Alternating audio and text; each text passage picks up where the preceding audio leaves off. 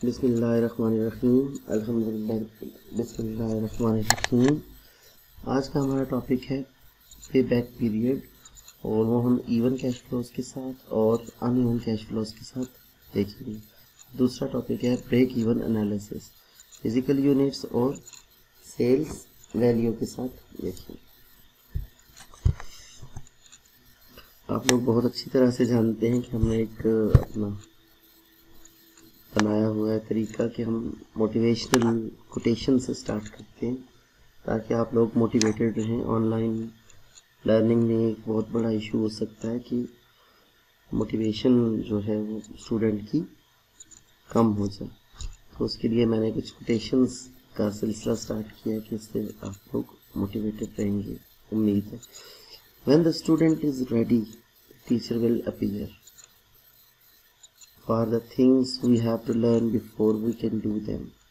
We learn by doing them. Aristotle ने कहा था कि चीज़ें हम खुद करके ही सीख सकते हैं। एक चीज़ को हम सीखना चाहें उसे हम खुद करके सीखेंगे। Learning and teaching are not inherently linked.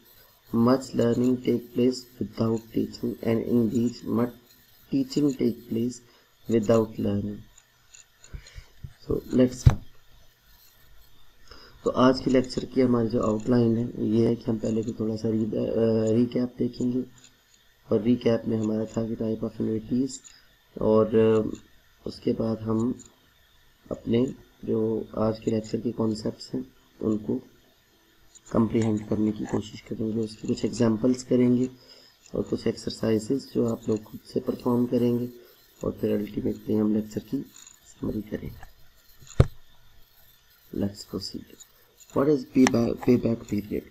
Payback period in capital budgeting refers to the time required to recoup the funds expended in an investment or to reach the break-even point.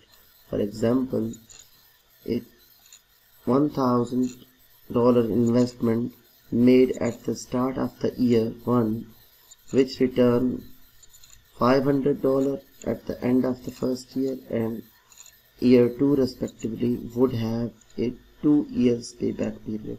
हमने आज investment की है एक हजार dollar की अगर हमने investment की है, और 500 के हिसाब से अगर एक साल के बाद और दूसरे साल के बाद हमें जो इन्वेस्टमेंट है वो पे बैक हो गई है, तो इस तरह से जो इस इन्वेस्टमेंट का पे बैक पीरियड है वो 2 साल है, 2 years है। आए हम कुछ एग्जांपल्स इसकी परफॉर्म करते हैं।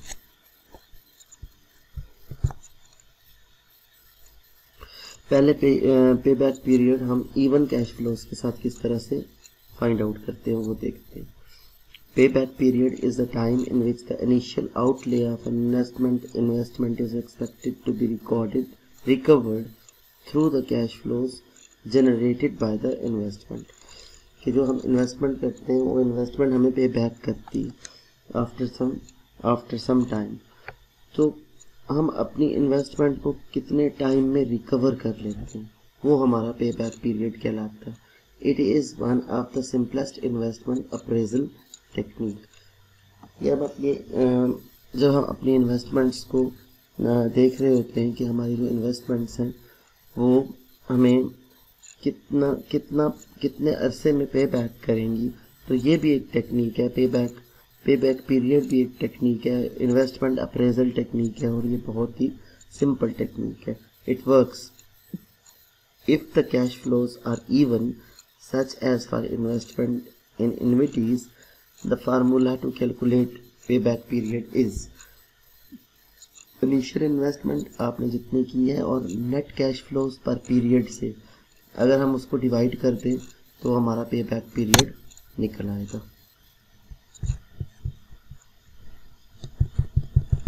स्टूडेंट्स, उम्मीद है आपको ये फार्मूला समझ आ गया होगा। अब हम इसका एक न्यूमेरिकल देखते हैं।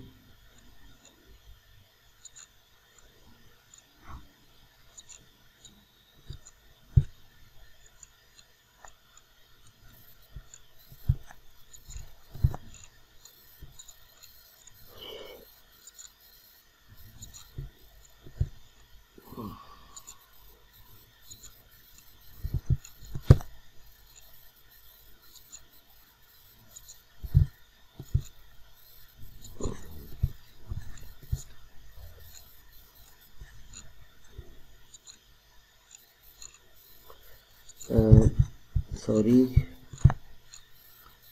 आई एम रियली सॉरी, तो थोड़ा सा वेट करना पड़ गया। Let's start again.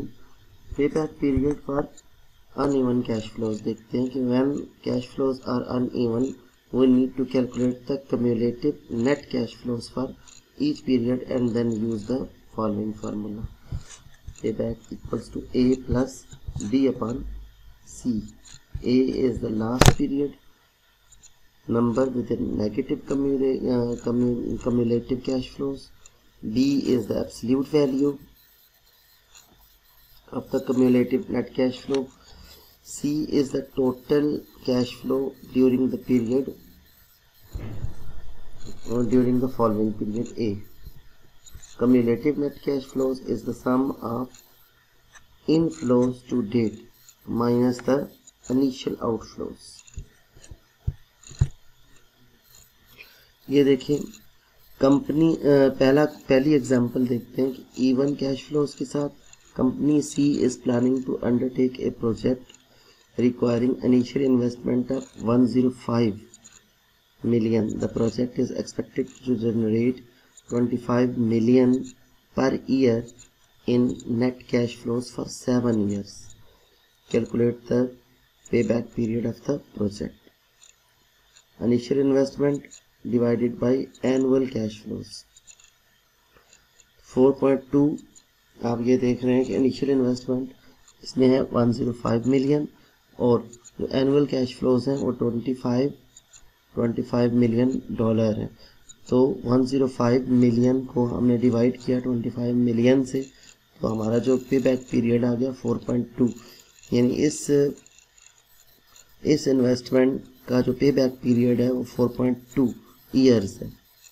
अब देखिए अनइवन कैश फ्लोज के साथ company C is planning to undertake project requiring initial investment of $50 million and is expected to generate $10 million net cash flow in year 1, $13 million in 2, $16 million in 3, $19 million in 4 and $25 million in 5.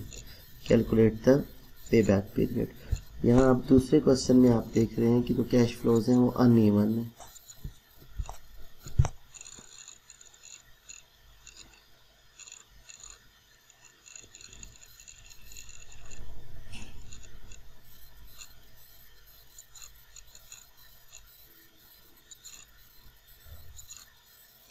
Zero initially जो investment हुई है वो $50 है, $10 जो annual cash flows हैं 10 है, 15 है, $15 million है, $13 मिलियन है, $16 मिलियन है, $19 मिलियन है और $22 मिलियन।